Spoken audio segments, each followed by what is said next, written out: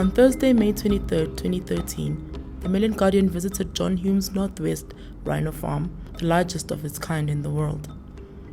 Hume is a rhino farmer and an active campaigner for the legalization of rhino horn trade, the only thing he believes will save the species.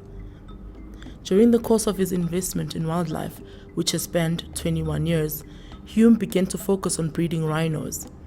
He now owns close to 900 rhinos, roughly half of which have been bred and born under his care.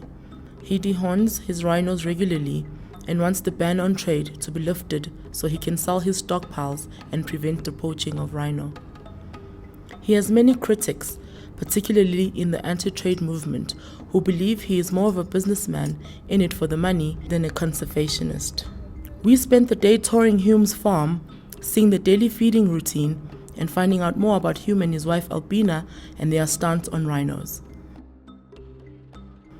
It was a calm day, a day like any other that couldn't prepare the M&G for what was about to happen. During our first night on the farm, 3 rhinos were poached. These were the first to be killed on the farm since Hume moved his rhinos there 5 years ago. We tracked the story and the aftermath. First, we joined the other farm managers on a drive through the various rhino camps, checking on the animals. Amos, did you do roll call? Yeah, What do you see there? the other one is fine. What? So they're all there? Yeah, Only one dead? yeah. And they're all there? Next, we met with police and forensics who arrived at the scene to document the poachings and scour the area for evidence. A neighbor sent their helicopter to survey the farm for other bodies. It's devastating. It's not normal. People want horn. They can take the horn.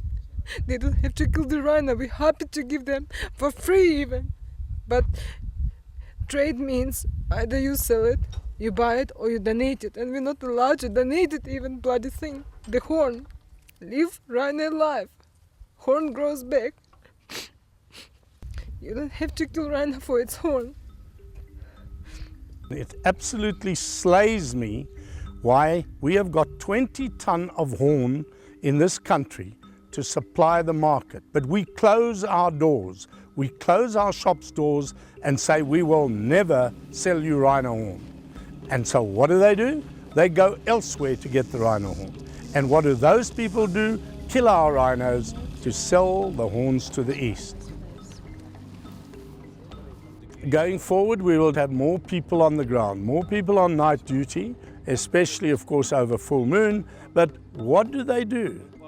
All of us, including you, were sleeping less than a kilometer from the rhino at the back here that was killed last night.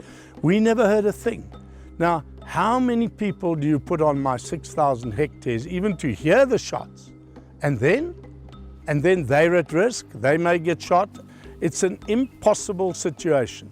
But if I could sell my rhino horn, I could take 50 million rand, put up balloons, put up radar, put up reaction units every second kilometer, and I could guard my rhinos. But not under the current circumstances. I cannot pay my running costs and pay for the sort of security that you need to make the rhinos on my farm safe. We're working every day with those animals. You're starting to know each another. It's also like you have a relationship with the animal. And now the people come and do that to the animal. And how do you think it's been for the workers? Because a lot of them, it's the first time they've seen a poaching. From the 9 workers we have now permanent on the farm, 5 of them was crying today. Really? Yes. Because they lost the animals as well. They're caring for how long now already. And now the animal is gone. My idea is strong, but I know if I'm me, I do like this, or if the other guys come to me to make like this, that rhino is mine, but to make it like that, how I will feel me, how I feel pass home now, and miss home.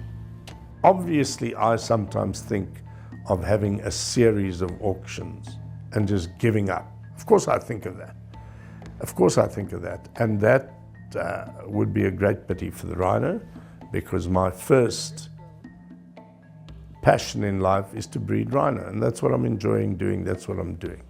What for? If the anti-trade brigade continues to win the war, there will never be any money to be made out of breeding rhino, especially with upped security. Already, there's no ways you can pay the running costs with the rhinos you breed. So how are you going to pay for additional security, which could easily be equivalent to my current running costs? Because, you know, where does security stop? Who knows? But for the moment, the rhinos have got me, and I will continue to do what I'm doing, and I will hopefully be able to save my rhinos from being killed.